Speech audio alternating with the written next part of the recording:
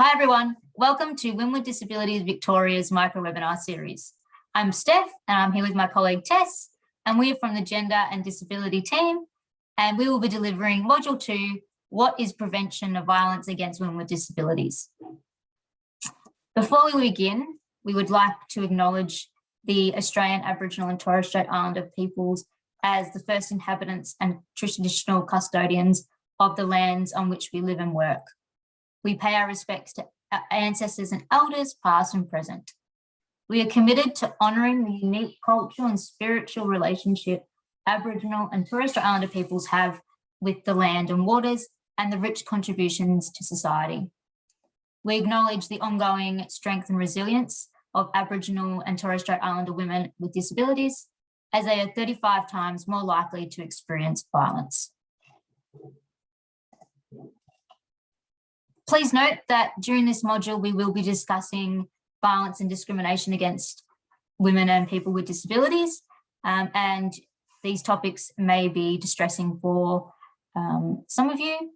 If you are feeling upset at any time, please exercise your self-care strategies, pause the module, take a break, chat to a colleague or friend. If you are undertaking this module within a home or office environment, you may want to consider wearing headphones. If there are other people around you. If you do wish to speak to someone about how you are feeling in your own experiences of violence, you can contact 1-800-RESPECT, but this service is also available for third-party debrief if you're a worker experiencing vicarious trauma. It's a 24-hour service. You can call them anytime. Or you can go to the WDV website, and we have a directory of support referral services that may interest you as well. During this course, we will be using gendered language. This is not to suggest that violence can't be perpetrated or experienced by men, women, and gender binary people, or detract from experiences of violence that these people may have had. Why it is a conscious choice to use gendered language, this is to reflect the evidence base of family violence, which suggests that it's overwhelmingly perpetrated by men against women, with 95% of all victims, whether it's male or female, experience violence from a male perpetrator. Thanks, Steph. So what is primary prevention of violence against women? So the primary prevention of violence against women is a social change strategy that aims to stop violence from the beginning or in the first place. The term primary prevention draws on the public health and refers to addressing the primary or underlying drivers of the problem to prevent it from reoccurring. Examples of primary prevention include respectful relationships and gender and disability inequality initiatives to reduce disrespectful portrayals of women and girls with disabilities in the media. Some may be doing primary prevention work without thinking of it, for example, by addressing unequal policies and practices in the workplace, such as inaccessible hiring practices, pay gaps, or the lack of women with disabilities in leadership roles and parliament, for example. Primary prevention is also sometimes referred to as an upstream approach, rather than waiting to treat the problem of violence against women with disabilities downstream when it has become a very damaging and costly crisis, requiring early intervention or crisis response efforts. Primary prevention means identifying and changing what is happening upstream in order to prevent the problem from recurring in the first place. So primary prevention is distinct from early intervention, response and recovery efforts, which intervene when there's already early stages of violence or respond to violence that has occurred. So early intervention approaches intervene when there are early signs or indicators of likely violence. So examples could include initiatives delivering training programs to young boys who are exhibiting sexist behaviour or attitudes toward women and girls. Whereas response efforts aim to support people who have experienced violence or hold people to account who are using violence. So an example could be crisis counselling or medical support, police protection or response. And then there's recovery, and this is an ongoing process that enables victim survivors to find safety, health, well-being, resilience, and to help them thrive in all areas of their life.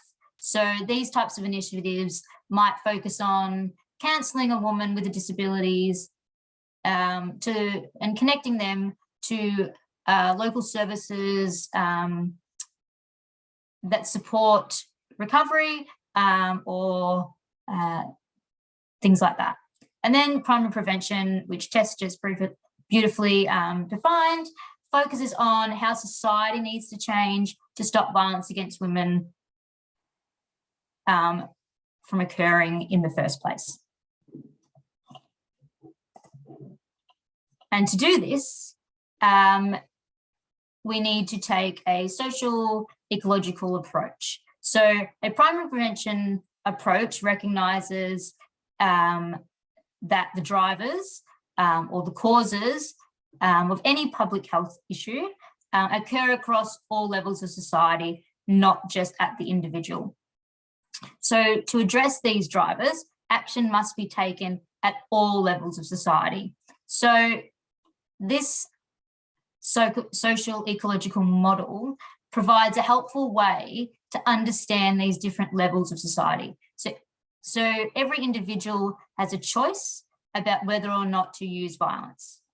However, this individual decision-making is influenced by organisation, systems, institutions that make up the society that we live in. It's also the norms and practices and structures at each of these levels that either reinforce or challenge the drivers of violence. So this means that violence perpetration isn't just about a few bad eggs, and it cannot be prevented by only focusing on changing individual behaviour. Rather, it's something that requires a whole of population response to integrate gender and disability equality across all levels of society. Speaking of society, the social model makes an important distinction between impairment and disability. According to the social model, impairment refers to a person's actual functional limitation, whereas disability exists as a result of the interaction between a person's impairment and the barriers related to their environment, institutions, communication, and attitudes. The social model explains that it is these barriers that create disability and restrict a person with disabilities' equal participation in society. The social model of disability instead recognises that people with disabilities have the same human rights and fundamental freedoms as all other people and are capable of claiming their rights and making their own informed decisions. The social model emphasises society's responsibility to recognise and remove the barriers to prevent people with disabilities from effectively exercising their rights and being active members of society. So if we look at what drives violence against women with disabilities, we're going to first look at ableism. So what is ableism? Ableism is a system of beliefs, processes and practices that privilege people without disabilities and disadvantage and exclude people with disabilities. These ableist beliefs, practices and processes lead to people with disabilities being denied their functional human right and being generally devalued in society. They also create the kind of social context which gives rise to violence against women and people with disabilities. These ableist drivers or causes of violence occur at multiple levels of society and interact with and reinforce each other. Negative stereotypes about people with disabilities might be prescriptive gender stereotypes that tell women with disabilities to be passive, submissive, and grateful for any attention they get, even if it is violent. Women with disabilities are often infantilized or treated like children and seen as asexual or hypersexual and unfit mothers because people can't make up their mind about what they think about us. However, men with disabilities are told to conquer their disability in order to prove their masculinity, and they are also told to pursue sex rather than meaningful, respectful relationships with women. When these roles are combined in a heterosexual relationship, the result is an unequal balance of power. Accepting or normalizing violence, disrespect, and discrimination against people with disabilities. So disrespect towards women with disabilities can range from anything from sexual fetishization of disability to microaggressions like being seen as vulnerable or an inspiration, or even to be congratulated for getting out of bed in the morning or going to the shops and buying a bag of potatoes.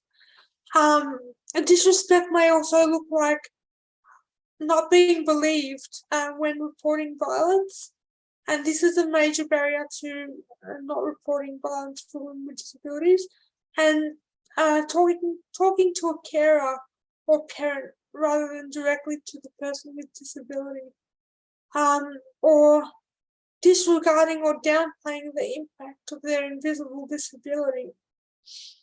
The third one is controlling people with disabilities' decision-making and limiting our independence. So at the individual level, this might look like a lack of informed decision-making, choice and control, and ability to exercise dignity of risk due to the parent or care or service provider desire to protect women with disabilities. And at a societal level, barriers to progression of employment, as well as not being paid adequately for our work. And the fourth one, societal segregation and exclusion of people with disabilities, might look like, despite the right of people with disabilities to live independently in our community and have choice over our services and our lives, we are often obligated to remain living in the family home, or if not, in shared supported accommodation such as group homes, because there's no other option available where we can live independently and receive essential services. There are 4 reinforcing factors: condoning of violence in general, experience of and exposure to violence, factors that weaken pro-social behaviour, and backlash and resistance to prevention of gender equality. In addition to reinforcing factors that intersect with the drivers to influence the perpetration of violence against women and girls with disabilities, some disability-based reinforcing factors might be or are employment discrimination and economic inequality, inaccessible housing, transport, education, and other public services. So there are 6 essential actions that can tackle the underlying drivers of violence against women and girls with disabilities and promote gender and disability equality across all levels of society. So the first one is addressing the underlying social context that gives rise to violence against women and girls with disabilities. So this action could look like promoting disability inclusive practice through meaningful consultation and co-design in organisational policies, programs and services, or increased representation on boards or within senior management leadership positions. The second one is about challenging the acceptance of violence against women and girls with disabilities. So these actions can look like calling out people's use of ableist language or slurs, incorrect use of person first language, or even the objectification of women with disabilities,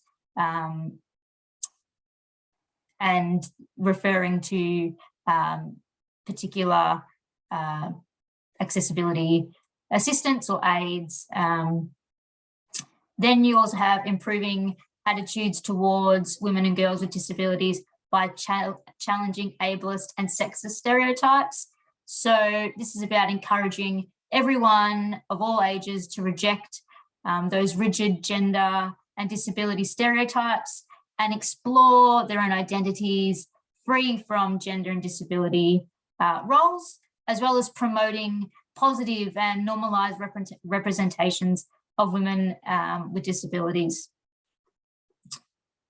Then we have promoting the inclusion of women and girls with disabilities in all aspects of life. So this is about increasing access to open employment through meeting access requirements, reviewing ableist recruitment processes, and creating avenues and for promotion and offering ongoing professional development and training opportunities. Then we also have promoting women and girls with disabilities independence, agency and participation in leadership and decision making. So ways of doing this is about promoting supported and informed decision making, and ensuring that there are accessible options available in services for this to happen. And then also to reject the idea that women with disabilities need to be protected by parents, partners, carers, or service providers, and that they don't necessarily need to be financially controlled, or they can have informed ideas about their own sexual health and housing and where they want to live and who they want to live with. Then the sixth action is about engaging men and boys to challenge controlling, dominant, and aggressive forms of masculinity. So to do this, we need to engage men to challenge rigid attachments to the idea of what is masculine, and seeing masculinity as controlling or dominant or aggressive.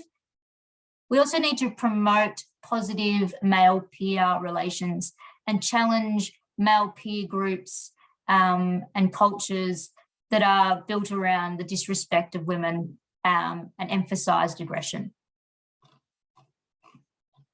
Violence against women and girls with disabilities is a serious violation of human rights, but it is preventable, not inevitable. And we can by shifting the sexist and ableist attitudes and structures, we can stop violence at the start before it begins. This brings us to the end of Module 2, what is prevention of violence against women with disabilities. We ask that you please complete the quiz to gain your certificate of completion. On behalf of Women with Disabilities Victoria, we'd like to thank you for participating in this module.